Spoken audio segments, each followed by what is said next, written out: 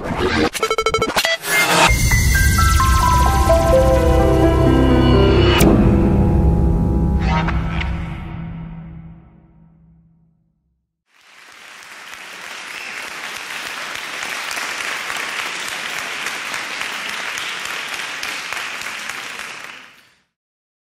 evening, Lagos. I hope we're all not tired. All right, my name is Tope Sadiq, and the title of what I want to discuss today is More of You, More Than Enough. Already. All right, more of you, more than enough. Now, the theme for this year's TEDx is inclusion. And I've been here listening to everyone talk about what inclusion is. Inclusion is bringing society, systems together, applications, advertising, content, but I'm coming from somewhere else. I'm coming from inclusion being including yourself. Now, earlier on, if you were here, Kelechi Amadi did a presentation of 41 pictures, and he went round places in Nigeria, and a lot of us were like, You know, we didn't know these places existed. We'd heard about them, but to see them was amazing. Now, what if you took an exploration of a journey inside of you? I can imagine the kind of oohs and ahs you would see. Now, there are many parts to everybody, every man, woman, and child, and half of them we have no idea about. Sometimes it's experiences and things that let us know who we are. I'll give an example in a short story, and this is a true story. The Right Reverend Bishop, on his 70th birthday, received from his congregation a beautiful car. Now, this car, even if he had the money, he would never have bought it because his conscience wouldn't have allowed him. He's a good reverend. Wouldn't have allowed him to spend that kind of money on the car. So when he received the car from his children in the church, he was like, oh my God, God is so good. He saw my heart. He was so happy. Driving from the church that day, because he was thinking, should they drive it? Because the plate number was Bishop 1. So he was thinking, should they drive it home? He said, let him drive it. So he was driving it back. And then around Ikorodu, Maryland, he was seeing the guy come in, one of these keke napeps. And the guy ran straight into him and removed the bumper of Bishop 1. The bishop is 70 years old. He comes out of the car and the keke napep says, you know they see? So the bishop realized some scriptures, like David was a man of war. And the kingdom of God suffered violence, and the violence taketh it by force. And he found himself gripping this napep man and giving him a special requirement, enacting his boxing days in Osu. He boxed this guy. Now, when Mrs. Reverend heard about it, she was shocked. They had been married 37 years. The Right Reverend had never raised his voice. When he was recounting it, he couldn't believe it. He was like, I didn't know I had that in me. A combination of the joy of the car, driving it, and seeing that keke napeps run into him, and then the guy now saying, you know they see, brought out something in him that he didn't know existed. In this case, it was a blow. But what am I saying? There are things inside each and every one of us that we have no idea exist. More of you, more than enough. Now, in life, we grow up, and as we grow up, we find that society and things move us along a certain path. And some of the things we did as children, we forget about it and we leave it. For instance, there are some people with some very strange gifts. I have a little cousin, and if you take matchsticks and throw them on the floor, he will look at it for 5 seconds and tell you 124. If you take bottle caps, and just throw them, he'll look at it for 5 seconds and tell you 97. It's a gift. But what does he do with it? What does he do with it? Does he become an accountant? So there's some gifts. We're lucky when our gifts are very obvious. You can sing, you become a singer. You can paint, you become a painter or an artist. You can do poetry. We know those. But what about those ones that we don't really see? And then we heard from the last speaker that, if you have a passion, go with your passion. I agree.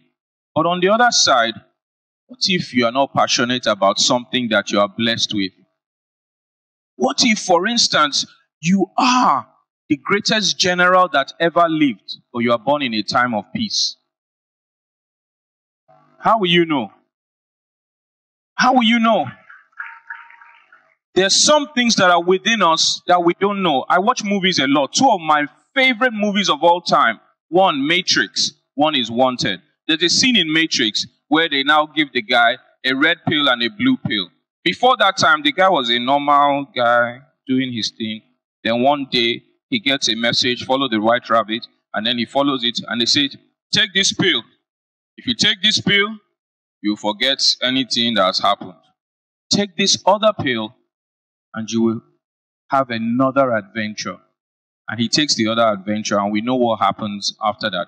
The other guy Wanted, he too, clerk in his office. And then one day, he too gets a message.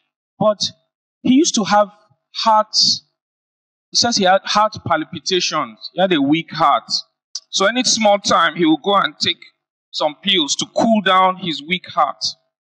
Later in the movie, we now find out that that weak heart, or so he thought, was his heart preparing him for action. Anytime there's action, his heart beats 6.5 times the normal rate of a human heart, preparing him for the action that is about to come. There are some people with gifts they have no idea of. For instance, there are some people, they can read your mind, and they don't know they can read your mind.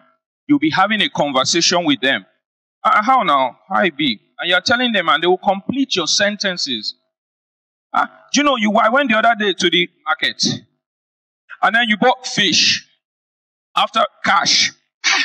And to them, it's just finishing your sentence. Meanwhile, they are picking things from your mind, and they don't know they have that gift. If I ask how many people here paint, how many people can paint? Some people will raise their hands. Some people won't. But have you tried it? How many people can sculpt? Have you tried it? Have you tried it? Some people, because I cannot sing, I've tried my voice in the shower. My choir people have warned me that my praise and worship shouldn't be too high. The Lord is hearing me as I am. So I know I can't sing. But does that mean that the song that will move the world is not within you? When I was a child, my parents were both doctors. And in their mind, I was going to be a doctor. I had no problem filling my JAMB form because I never saw it. I had no problem with it. I never saw my, because they filled it for me. Those of you that know, they put FICEMBA. Physics, they knew. Done deal. And it was strange to them why I kept on failing in school. Because I love school. I loved going to school. Every time, even when I was ill, I found myself going to school. What motivated me was different. School was a place to go and play. Home was boring. So I loved going to school. So they were like, this guy, even when you're ill, I want to be ill in school where there are people. So they were like, somebody that loves school so much, why'd you fail? I remember one particular, I have two sisters, Biola and Tokumbo. And Biola and Tokumbo, they're not really the best sisters. I love them to have. Because I remember coming home one day, excited. My God, I had come 19th out of 32, which was an upgrade from 27th. I was in my teens, 19th. God. And I got home only to meet Biola, still trembling from the tears she had been weeping, her eyes strong. Biola, what's wrong? I came second. And I'm supposed to have been first. God.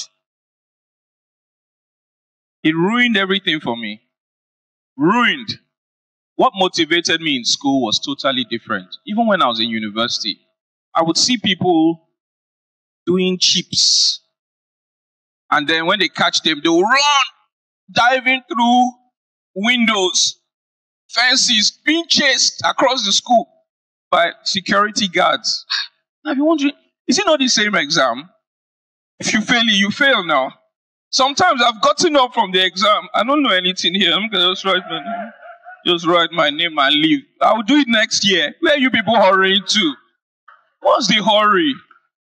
It was when one of the lecturers, the newest lecturers came and they directed him to me. Then they used to call me Baba T. Baba T, he's the newest lecturer. He just said he should come and find out what the school is about. Since you're one of those that has been here since, that's when I knew I shouldn't spend that long in school, and then I moved. But what motivated me was different. I didn't want to do school. It was a place of play. But I remember that there were gifts inside of me that I never told anybody about. For instance, I was a very lonely child. Biola and Co helped to make that. Very lonely child. So on my own, I did talk to myself. I did read books. I used to have conversations in my mind. Years later, I found out that I could do poetry. But I used to do a special kind of poetry whereby I could be walking. And as I'm walking, I can be discussing and flowing with anything I see. You in the black cardigan, it's white. I love what you're doing, and this light is too bright. And the thing they affect me, they put me with fight. And even inside, man, I don't get the might. And the things where they do, the camera, they obstruct my sight. Betting you, they talk. Is it black? Is it white? And I used to see, and people were like, man, this guy, you tight.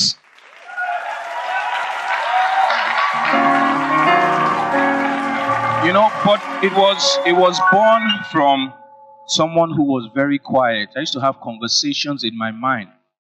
And it was a gift. And I never knew where to go for that gift. Where are you going to go? I tried many things. I tried to be a rapper. Alaba first said, no. You want to do Pakolemo? No. And then one day, I was actually trying, to be a rapper. Then one guy came and said, I have beef. I have beef for you. Beef. Which in rapping terms means I like your way, but I will show you. That's why a lot of them get shot. I left rapping. What am I saying? We all have gifts. We all have things within us that we don't know exist. And if we're going to do inclusion, we must include ourselves. Like I did a spoken word once about the left and the right. Being different like day and night, or black or white. Now we always lean to the right because we use the right to write. We use the right to fight. Some people use it to light. But if the right was no longer in sight, what would be left will be your left. And you will use that your left to right. So your left has the potential to be your right when your right is not in sight. So your right and your left, with you in the middle as the cleft, make you one. So how can you run from yourself? Because the right is not the one that you have begun. We are made of our right and our left. We are made of our good parts and the other parts. Why do we ignore the other parts? One half of me loves to eat chips, sausages, eggs, with the eggs running yolky. Another part of me loves to eat amala on the ground with a towel around, no shirt, so that the pomo won't stain my shirt. That's the African part of me, but it's part of me. So in inclusion, include parts of you that you don't know. Try things that even you cannot show. Be you, and you will blow. Ini, let's hear some music so that I can flow.